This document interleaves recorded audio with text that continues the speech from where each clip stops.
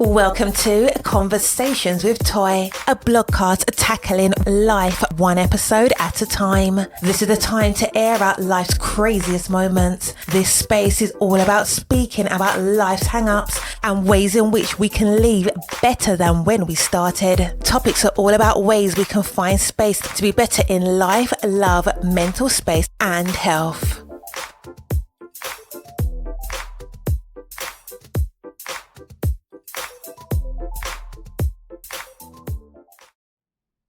Happy Friday. I hope you had or have had an amazing week. We have so much to talk about. Did you enjoy your 4th of July, whatever you choose to call it, celebration? We will talk about that. Again, everybody sees the 4th for what they need to see it at, for what works for them. So your 4th of July may not have been as adventurous as mine. My 4th of July weekend started off with such an amazing time with friends and unfortunately ended into extreme amounts of violence here in the city of Philadelphia. So for you, for me, for whomever, however your 4th of July went down, let's talk about it. And let's talk about our little buddy. Sometimes some of us who deal with our little buddy that doesn't want to go home, whether that's some sort of anxiety, depression, whatever mental wellness that you deal with, we're going to talk about that, buddy, and ways in which we can take care of ourselves when we're in situations that trigger us. So last week's episode, in my personal opinion, was a great episode. So we talked about having goals and what we do to pursue those goals.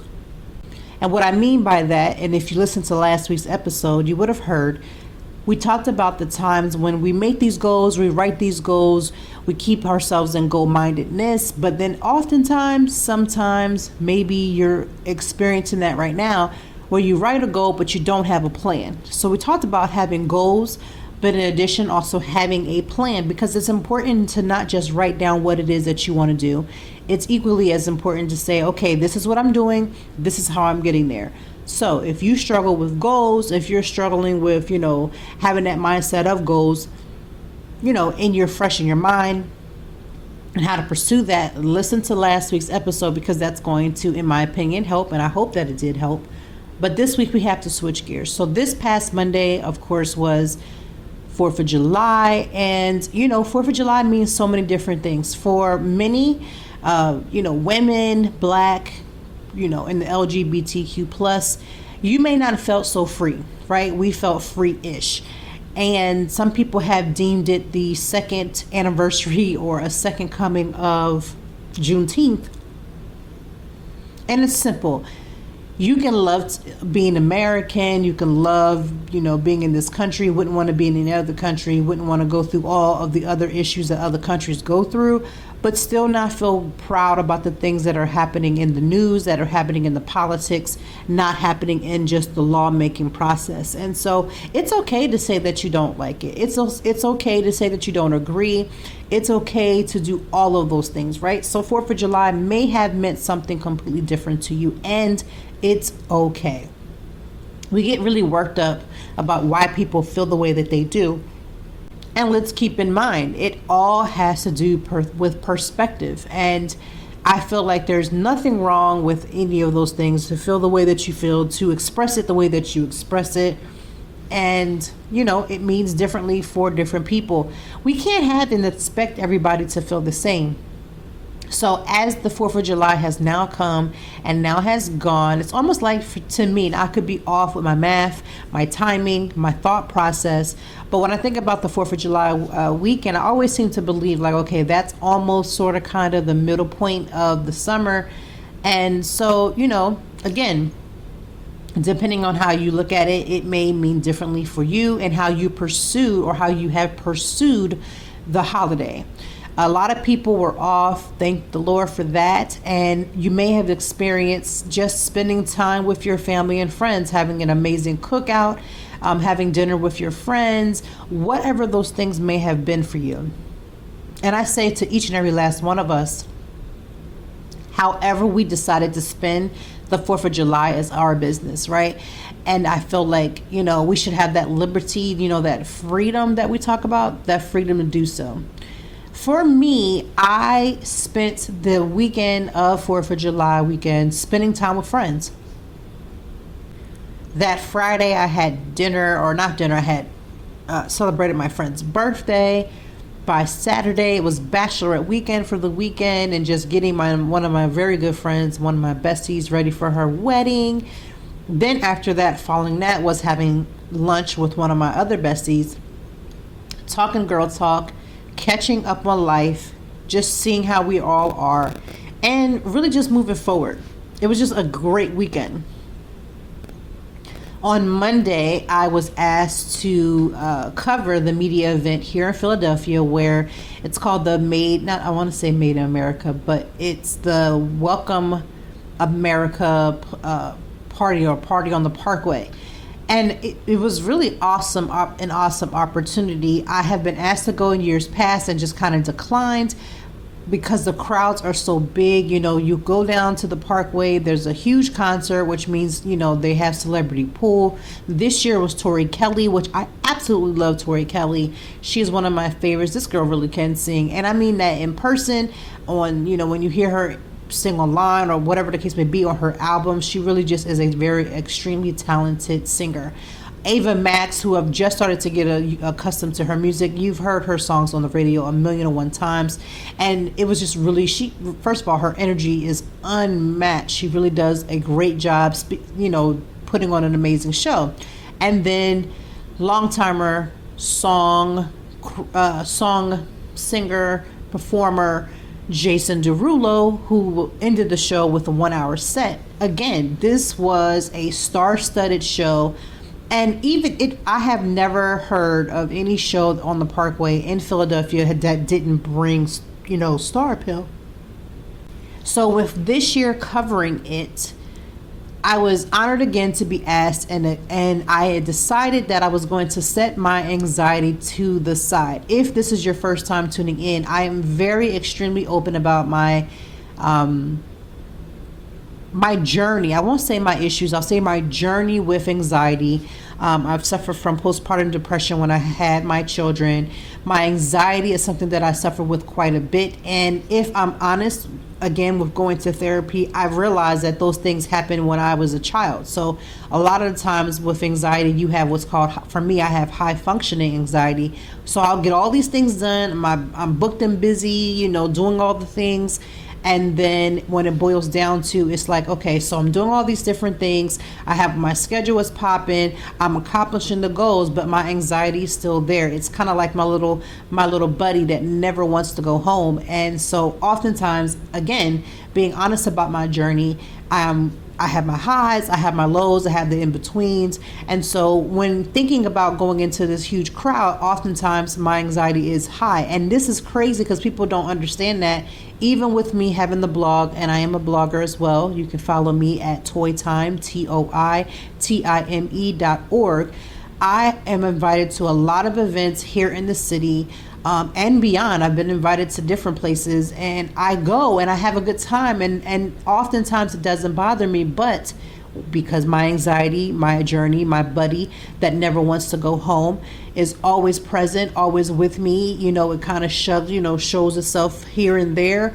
I sometimes will experience it where it's, sometimes feels debilitating. And then there's plenty of times when it just kind of comes along and then drops off as I get comfortable, especially if I'm in a new environment. Just depends on the situation. And so I knew that going down to this, the party on the Parkway, my anxiety would be high. It had been high just from being asked before and not going. So again, I wanted to not necessarily prove to myself, but it was more or less like, I don't want my anxiety to continue to be something that stops me from enjoying, stops me from going, and stop me from doing. So this was the year that I had decided I was going to say yes, and I did.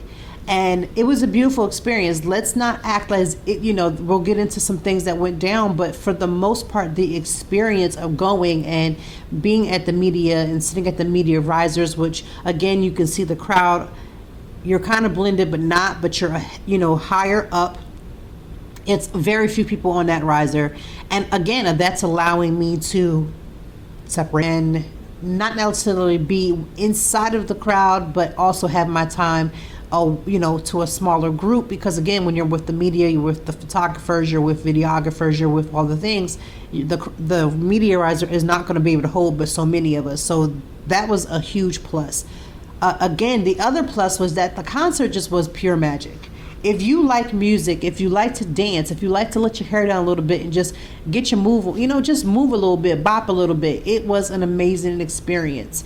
After the show is when things did go left. And again, this is not at in my personal opinion. I know there's a lot of people, especially in our city, who have so many opinions about what happened, what should have happened, and all the things.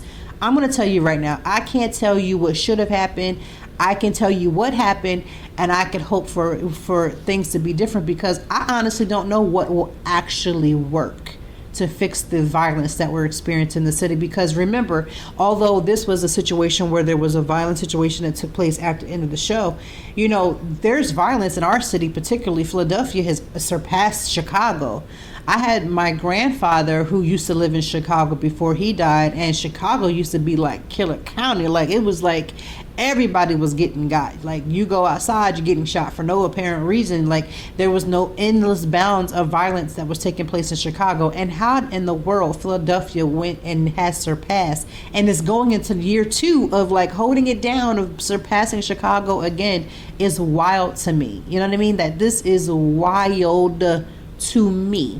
So I don't have a solution. I don't know and say that, I feel this will fix it. I can't say that. What I do know is the terror that I felt, that I experienced, again, is the terror that unfortunately unfolds in Philadelphia all the time, every day, and especially amongst young people. They get out, they're going out to hang out with their friends, and they're having a great time. Everybody's kind of letting their guard down. And next thing you know, somebody's getting shot and killed. That is a traumatic situation to even be in the midst of someone else being shot, whether you were shot at or not. And I experienced that on Monday. After the show had cleared, I'm on the meteorizer. At some point, I do come off the meteorizer. I do go into the crowd, and I do get closer shots of like Jason Derulo, his team, his dancers, all those things. Beautiful time. I could have stayed at that particular section. Pretty much, I was pretty much like on the stage, like pretty much. I could touch the stage. I was that close to it. And there was a barrier between the people and the stage. And then it was just amongst us, very small amount of media that was that close or that in that area. I decided for my own personal anxiety, it's okay to decide what's best for you and to go in and take in as much as you want. And then, when you need to divert your plans, when you need to leave, when you need to have an exit plan, it's okay to do that. And so at some point after I got a few shots, some video of Jason Derulo, I did not stay for all of his songs because, first of all, I was right next to really could touch the stage. Not even really could. I was touching the stage because I was that close. And in addition to that, the speaker is on God Help Your Eardrums. You may not be able to hear no more. And I didn't bring my earplugs, so I didn't want to stand. I was actually next to the speaker, and I didn't want that sound to drown out or, bust the eardrum. Like, I need all them issues. So I stayed for what I felt was enough for myself and then went back to the meteorizer. Again, I have always been saying, when you're in situations when your anxiety is flowing or if your depression is increasing, because there are times when you go through seasons of these things where you can go and be fine, and then all of a sudden your depression comes up, it sneaks up on you, it shows its ugly little head, your little buddy just doesn't want to go home, is with you at all times. And so you may get into a situation and decide, I need to retreat, I need to back up, I need to go home, I need to get out of this area, I need to get away from these people that are triggering me, I need to get out of this situation that is triggering me. This is a word for somebody, because if you experience anxiety, depression, or any other mental health or mental wellness issue, or your buddy that never goes home, you understand exactly what I mean. But I feel like sometimes we stay in situations longer than we should. We stay around people who are triggering us to no end because we want to prove that that's not the case. Listen, you don't have anything to prove to anything or to anybody but yourself. And I would rather for you to be in a situation, recognize what you're dealing dealing with, recognize that you need something, and then get yourself up out of there. Get an exit plan. Move away from the situation. Come out of that area, because it does you or nobody else any good when they have to always mentally feel like they're rescuing you because you have gotten to your situation and gotten yourself overwhelmed. And that's easier to say and to also do when your mindset is at a different place. But when you're deep inside of something, sometimes we tend to forget those small lessons. I'm safe. I'm okay. I can remove myself. I can get up and leave. I can do all these different things. Don't forget that. Don't stay in something longer than you have to because you feel like you need to stay in a place. You don't have to stay anywhere. Remove yourself. So, as I was saying, I had that feeling. I was feeling overwhelmed. I knew what I needed to do for myself, and I decided to do that. I left where the stage was, went back to the meteorizer, where again, it's amongst people, but not, giving me that ability to calm my anxiety down, to calm how I was feeling down. And so as the crowd, the concerts were going, the concert was great, amazing, dancing, moving, smiling, happy, just having a blast, enjoying being outside. Like Beyonce said, we outside, like, enjoying all those moments. And when the concert was over, I decided to stand on the riser and wait until the crowd had died down. As that crowd died down, I decided, okay, this is great. Let me get up out of here.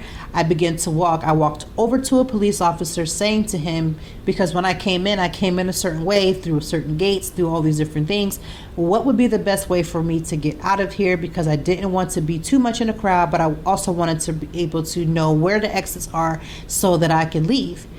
The cop, that particular cop I was talking to, and about maybe 19, 20 other cops were all in the same area. We all walked over towards where the gate was. And as I'm about to just kind of stand there and watch the fireworks, but then I can see where I can leave out of the gate so that I always have an extra strategy in mind, I hear on their radios that there was a shooting, as well as I'm hearing the shooting, right? I'm hearing the shooting. Their radios is signaling that there's a shooting. And 30 cops that came from the middle of nowhere behind me all began to rush and run. So you got all these cops running from the ones that I had walked over with. You got the cops that were behind me that began to take off. I'm hearing the gunshots. I'm hearing the radio. And so my objective is to go to the right. Because if they're going to the left and moving ahead, let me go ahead and take myself to the right and go that way, to the opposite direction. In my opinion, let me go that way. As I'm doing that, there are still families that have not figured out. Like, I don't understand sometimes. And again, I think sometimes we get so caught up in our environment that we're not paying attention. But we got to do better on our pay attention game. If you see cops of all people running, I'm not telling you to go run to where they're at and continue running with them, because you could be putting yourself in harm's way. I'm saying be aware. There were a large amount of families that were still taking pictures, still taking videos, still trying to get a glimpse of, get their best shots and all this different things. And I said, listen, hey, you got to get your kids, you get your babies, grab them kids, and get out of this area. So I began to walk away calmly at that point. And then all of a sudden, everybody starts to get the same memo, because now because I've brought it to their attention, they're able to see the cops run, which again, to me, even when I play it back, I know that we all respond to things differently. So I don't want to say that this was crazy, but to me, from my perspective, I just thought it was strange that you see cops in full uniform running and you're sitting there trying to get your best shot for the fireworks. However, they started to catch the message and they begin to run. So now I'm in a situation where I now have to run, because one, I don't want to fall because I'm in the midst of basically a stampede. So I run at a pace that's a little faster than them. I take off, and a cop from the middle of nowhere comes and almost picks me up and grabs me and was like, don't run, stand here, don't move. Thank God for that cop, because again, I don't know what could have happened if I would have kept on running. I always believe that there's always protection in everything that you do.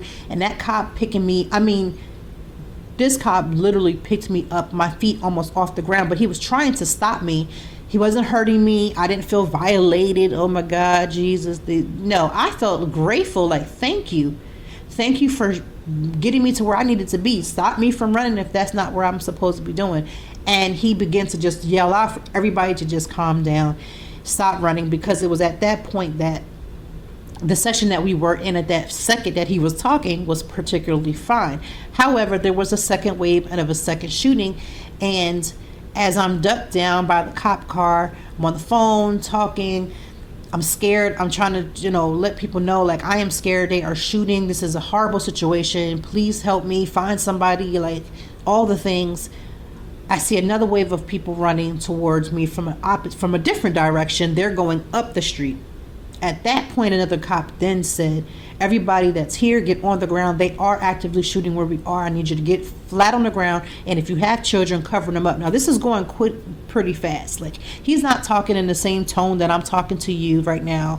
He's not talking in the slower motion. This is all happening very much fast, simultaneously, all the things. So I'm laying on the ground. I am completely flat, but I keep rolling over because in my opinion, I need to see, like, if there is a shooter, I don't want to just be laying there and the shooter's like right at my head. You know what I mean? Like, again, not that I would have been able to stop anything, but in my mind, I just wanted to make sure that I had an ability to see.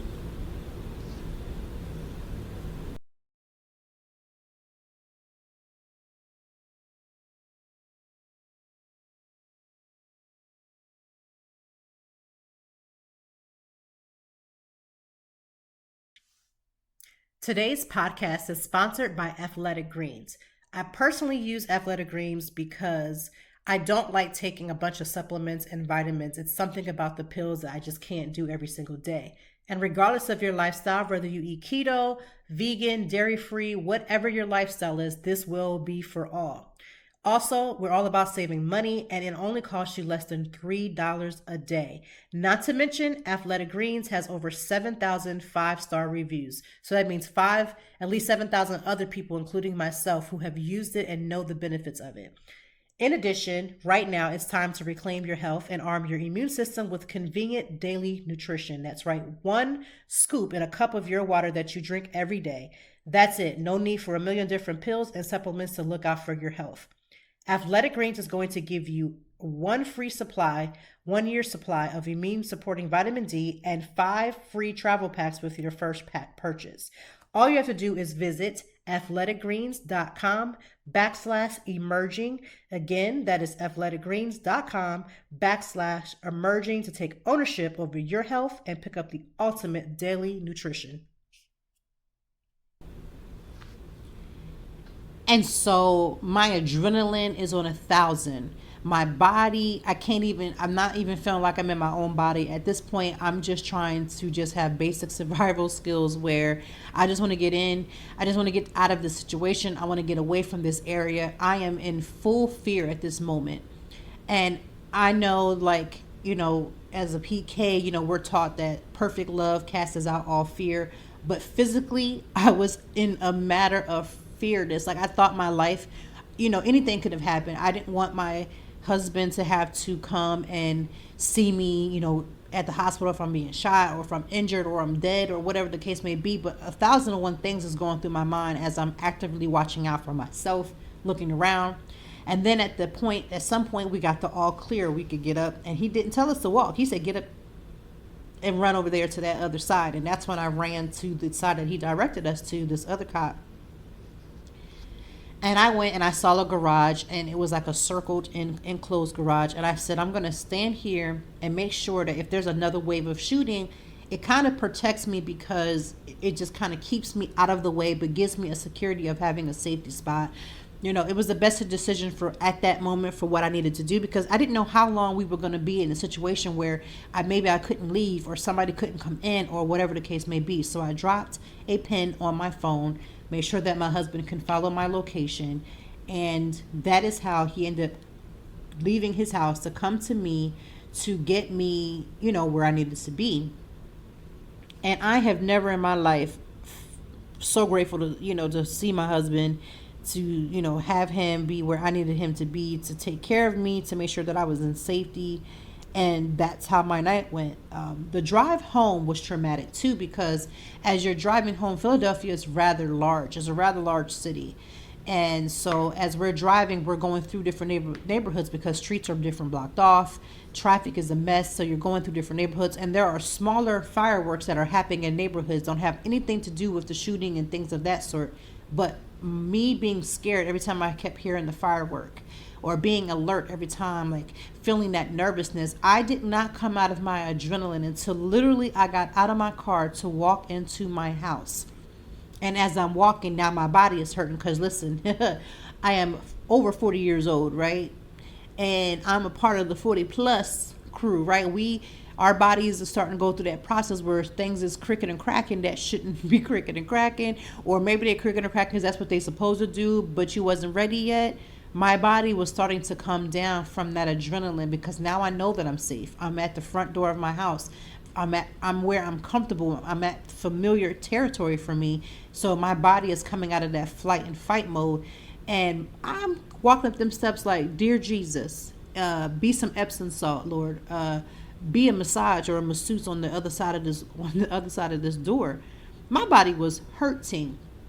My anxiety levels begin to go down because again, I'm not having to experience the what ifs because again, there's sanctity in being at your safety moment. You're at your home. So as I'm walking up the steps, my body feels like it's just cracking at every step that I took. I went and my kids had come to the door, and they're just like, hey mom, they have no clue of really what's happening. So we kind of had to give them the rated G version of like, hey, in case you hear about this on the news, didn't want you to know that this is what happened. And so they go to bed, they greet me. They don't realize that it's bigger than what it is. We give them the parent like, hey, this is all you need to know type of situation. And they go to bed, and I can't even go up the steps at this point to go to my bed. I am that tired. My legs are hurting. I'm exhausted mentally, emotionally, all the things. So now I just go on my couch and I just decide I'm going to sleep. I am done. I can't do no more. I can't do anything else. I am tired and I need to go to sleep. So I wrap myself up in my blanket. I attempt to go to sleep. At some point I kept waking up because again, I'm replaying the situation, this traumatic situation of thinking, oh my God, I'm literally going to be shot. And as much as people will say, well, you're being dramatic, you're being extra, maybe your anxiety just increasing. Literally the day of that same day, there was already a shooting in New York, I believe. Or in Illinois and things. So there is reason to believe that if these situations with gun violence is what it is. A few weeks ago in Philadelphia, there was a mass shooting. Multiple people were shot. Multiple people were killed.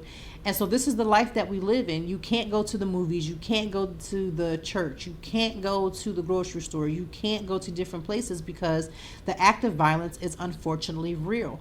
And again, Philadelphia has been experiencing this high level of violence in the last 2 years. So it's not abnormal. It's not extra. It's not any of those things to believe that if you're in a situation where gunshots is happening, that there's a possibility that you could get hit with a bullet because bullets don't have names. They don't have directions. They don't have pivots. They don't decide, oh, not her. Let me go ahead and bypass her. They're just going where they're going. And that's unfortunately the unpredictability about it. And this is why I tell people, stop shooting your guns in the air. Guns go up, bullets go up, but they do have to go down, right? And so that was my experience after, again, bringing my buddy anxiety along, hoping that my buddy was just going to be quiet, sit down, take a chill pill, chillax, all the things. And it didn't happen. And of course, now I'm activated even further because this situation is a fight or flight. And it's a lot to try to think about what happened if I was to be shot. There is no coming back if I was killed. Like, there is none of that. So everybody who experienced at this particular event, we all unfortunately share a bond that we all experienced the same traumatic situation. And a lot of our stories may be similar, but have the different meaning for each and every last one of us. I was able to, and I've been continuing to check in with others who have been, my friends and my family members that I've been hearing that were down there, checking in with them, making sure they were good. And, again, the reality that at any given point we could be at home and anything could happen. We could be at church, we can be at the grocery store. And this is not to live our lives in fear, but this is unfortunately a reality for so many of us that we didn't want. Nobody wakes up and decides like, what, if I get shot today, what shall I do? I mean, it's just not something that you think about, but unfortunately you have to have a thought process of what that could look like. What I am grateful for is, one, that I'm here. I'm grateful for life. 2 police officers were unfortunately shot during this melee, and they're fortunately, gratefully, still here. One of the officers had gotten shot in the head, but what happened was it went through he had a police cap on, and that literally saved his life, because he would probably not be here. The struggle would be real if he did not have that hat on. But I will say, as much as we are anti-police just because of the racial intentions that a lot of cops display, we always want to give honor to those who do their job and do it well, and do it without racial biases, because again, when you're in a situation, you really don't care what's going on. You need the help of someone to get you through, and those cops did, in my opinion, a decent job trying to make sure with all it was pure chaos. It sounds so organized when I'm telling you right now, right? It sounds so organized, but remember, I've had a few days to sit up on the thought process of how everything went down, and you get to replay things in your head, and things will come up later on in my mind that I may have blocked out that will present itself. But the cops did the best that they could with what they had, and I could not imagine being in that such of a chaotic situation and having everything happen at one time, and you're supposed to protect. Like, I couldn't. That's why I'm not a cop. I don't want to be a cop. I desire nothing of the cop life, none of that. But it was, and it was a very interesting situation. But again, for so many of us, regardless if you're in a situation where your life is being threatened or not, or you're just simply, going to work, you're simply doing the things that you normally would do. Anxiety, our little buddy, it doesn't stop itself from coming up and rearing its little head. It doesn't stop itself from showcasing us at the wrong moment. You finally get to the point where, like, first me, I'll talk for me. I can't speak for you. Your anxiety shows up, and it is ebbs and flows, all those different things, however it does. But for me, I have had so many times where, especially with being, again, a blogger, and I do influencing as well. So sometimes when I go out and about and I'm in situations that are unfamiliar to me, things that make me feel uncomfortable, or certain memories that will come up from a situation and it makes me uncomfortable, or it triggers some part of me, that anxiety will show itself up in the most opportune times. I have gone to something where I'm comfortable with the people around me, used to the environment. I've been to this restaurant before. I've been to this venue before. I've been around these people before.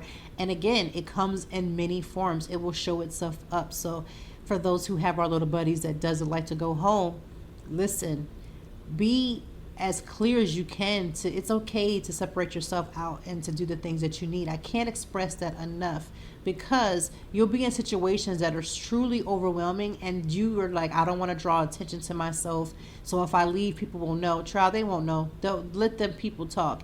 I've got to be at the best place mentally that I possibly can, and if that means that I need to remove myself without explanation, listen, for those who do not suffer with anxiety or depression, or your little buddy that doesn't want to go home, if you don't have any of those things, God bless, right? God bless you that you have mastered, you almost like, you have just mastered all the things. It's like you totally knock out all those things. They don't ever come knocking at your door. You don't have those problems. Let me just give you a word of encouragement. When you see people doing things that you just don't understand, and they're doing what's best for them, don't question it. If they feel comfortable enough, they'll let you know that they needed to do what they're doing and why. But don't question them, because I feel like sometimes people be doing things that work for them, and then we be like, well, girl, what you doing? Why are you doing that? Stop questioning people. Let the people do what they need to do, especially if whatever they're doing to remove themselves from a situation has no direct effect on you. Let people do that. I've had people and family members that'll be like, well, you leaving? You just got here. I'm leaving because I've had enough. I'm timing out. Y'all getting on my nerves, or y'all are triggering me, and I got to get the heck up out of here, right? Even if I've been there 5-10 minutes, I just got there, I don't have any problems anymore walking right back out that front door. I came in the same way I left, because I have to take care of myself. This is the reason why when I'm at places with my husband, we have a keyword, a little special word that we can use, like, look, tap out, it's time to go. It is time to go, because you have to take care of you. For me, I used to do very weird and strange things, and then I wasn't able to really express like what was happening because I didn't understand it. This was prior to therapy, prior to understanding myself and realizing the things that I need. And so I would come off as bougie, hot-headed, or she don't never want to stay somewhere. She come in, she leave, she act like she's too good to be here. And I used to always feel like I've had to give this long drawn out explanation. And at the time, to be honest with you, I didn't understand why I was feeling a certain way. But sometimes when we're triggered, it's also as a way to protect. And so if you're feeling triggered about something and you need to leave a situation, I'm not telling you to take off running every single time something happens. I've had moments where I couldn't leave, and so I had to stand in that, as uncomfortable as it felt. I've had to stand in something. And so, I'm not telling you to pack up your glad bags and roll. I'm not telling you to do that. I'm not giving you an excuse to just take off and run and leave every time you don't feel right about a situation. But I will say, every time you don't feel right about a situation, there is a sense of protection. When you don't feel comfortable about something, you should always honor how you feel, because listen, there are people who felt uncomfortable while they were at the event, and they say, I've seen them post about things, or I've talked to them this last couple of days, and they said, there was at some point when I knew I should have left. I felt in my spirit I should have left. I felt uncomfortable. Something was triggering me. I couldn't figure out what that is. That's that part of you that's trying to say, hey, gather up your glad bags. Let's go ahead and get up out of here. It's time to go ahead and go about our way. It's time to go ahead and leave. You're feeling uncomfortable because a lot of times it's to protect you. And don't be afraid of that. Don't be like ashamed that you feel that way, or that you have to maneuver that way, or you feel all the things. Like, don't allow yourself to not be in that and just feel that, sit in that. Because again, there are times when things like that come to protect. Sometimes our little buddies that doesn't want to go home stays to say, let's all leave a situation. I'm uncomfortable too. Like, let's go. So 4th of July, my buddy that doesn't want to go home, that stays with me quite often, came to visit, and sometimes throughout this week it has come and gone where I've replayed that situation on Monday that took place 1,000,001 times, and I'll say, I wish I could have done things better. But this is probably one of the first times when I could have said that I don't feel like there was anything that I could have done better. Where I was at, where I needed to move, who was around me, all of it played the way that it was supposed to. And I don't feel like one of those moments where I'm like, I wish I would have did this. I wish I would have gotten lower to the ground. I wish I would have did this and ran a certain way. Like, I don't. I feel like how it happened, how it went down, was the way that it was supposed to go down. I'm grateful for life, obviously. I'm grateful for, not having to say that I'm recovering from being shot. I'm grateful for that, because it could have been a different way. I could have been in a situation where it could have, been a detriment to me, to my family, to those around me. And I do pray for the officers that were involved, that they are continuing their healing process of being able to, get themselves together to get healthier, to become better. Because, I don't want to know what it feels like to be shot. Like, I'm not one of those people who's like, I wonder how that would work. I don't know. And I have no intentions of knowing what that feels like. So 4th of July, again, it means differently for everyone. And unfortunately, in Philadelphia, there was a shooting on the party at the Parkway at the very end during the fireworks. That's another thing. When you have gunshots going off, if you're not used to hearing gunshots, if you don't know what they sound like separate from fireworks, if you're not around that, some people just didn't even realize it was happening because it just sounded like one big thing. It's unfortunate that a lot of us, know what that is. We know what that sounds like. We know what to look for. And that is our way of life. So what is on the horizon now that I've gotten, or trying to get past this crazy situation? My schedule is jam-packed for the next few weeks. And I mean extremely jam-packed. Now, I am the type of content creator that will rely on making sure that I have a content schedule. I need to be, hugging this schedule and being very closely, watching it very closely, making sure that I do all the things. And that's what I plan to do. I definitely plan to make sure that I am very alert about what my schedule looks like and how I'm making sure I'm hitting all the goals. Because in order for me to experience some level of fun these next few weeks, in order for me to experience some level of downtime, I'm going to have to make sure that I adhere to a schedule. Now, normally I can wiggle my schedule around the way that I choose, and I still can, but I'm going to have to be a little bit more rigid. and it is what it is. But we are still in our summertime, lifestyle, a little bit more laid back, letting the kids enjoy their time. They really are enjoying this, later going to bedtime. I'm letting them sleep in. I'm trying to get them up around 9:30. Sometimes they just it's like a torture to try to get them up, because they're like, look, I want to go to bed, I want to stay asleep, I want to sleep in. For me, sleeping in is like 7:30, 8 o'clock, but I'm an adult. Like, that makes sense that my sleep-in time is that.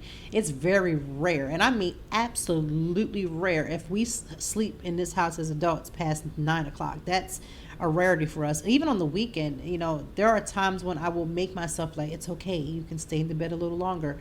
But it's so rare that happens, that, because usually Saturdays is my me time. So I got to get up to experience it, right? I got to get up to get to the nail salon, to have that moment, to just have that decompression. So eventually, within these couple weeks, I'm going to have some downtime, and I can't wait for that. And I'm going to be able to do that. So we'll see.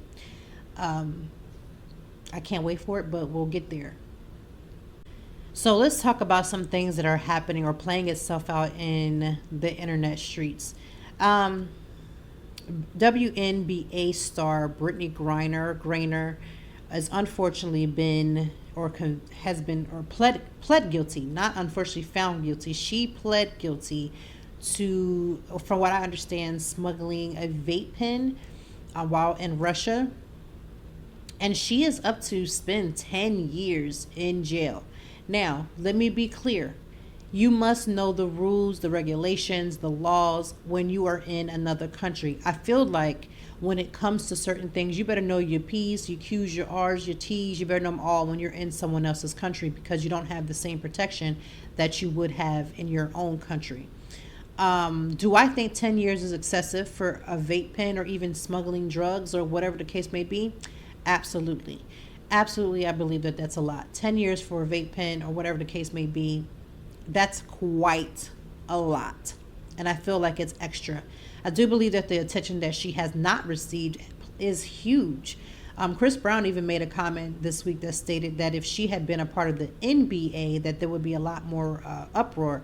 But because she's a part of the WNBA, it's not. I kind of have to agree with Chris Brown. I don't agree with him on everything, but I have to unfortunately agree with him. There is a lot of stigma between WNBA and the NBA that is quite evident. And I mean quite evident. The amount of people that support and rally behind the NBA, they don't do the same for the WNBA. I've had many people that don't even treat it, respect it, see it as a full basketball sport, and women playing basketball is not that big of a deal. But we're talking about somebody's daughter, right? Somebody's wife. We're talking about a human being, an American citizen that is in another country, that could go to jail for 10 years. I don't know what type of representation she had while she was there, or what they pushed on her, or whatever the case may be, for her to take that plea deal, or not even a plea deal, but just to plead out. I have no idea. What I do know is that we have got to do better. I know she's made contact, allegedly, supposedly, with President Biden a few days ago. And even that seemed like it took forever and a day. Like, what in the actual world? So we just have to see what happens. I'm praying for her that she can get, home as soon as possible to reunite with her family.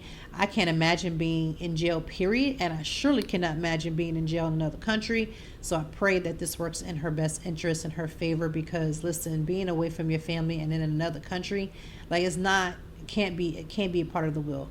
It just cannot be. So our prayers go out to her, and we are, just hoping for the best for her. A lot of things that are going down in the news, I try to do my best to be aware, but from a distance, because the news is so draining, and it has a lot of negative connotation. When I see the news or something pop up, it's usually never good. It's never about something that's uplifting. It's about something that truly went down. It's a mess or horribleness, whatever the case may be. So do yourself a favor. One thing I practice when it comes to self-care is tuning out and taking in the things that are for me, and leaving some of the things on that table that are not. And sometimes it also has to do with the news, or certain social media apps or certain social media accounts. Do whatever is best for you. Like sometimes unfollowing them, muting people, whatever you have to do. I am a firm believer, especially like on when you can control it. Like there are some things that you just can't control, but you can control some of the things that we take in when it comes to social media. My daughter is 13, my oldest, and I'm doing my best to try. She doesn't have social media, and we're going to try to keep that as closely as possible to keep it that way, but still having conversations with her about the use of her cell phone, about the use of how she's on her social media, because she does have access to certain apps. It's just not all of them, but learning how to use it. And parents, you really do need to do better in controlling that. Look up the things that they're looking at on their phone. Go through their text messages.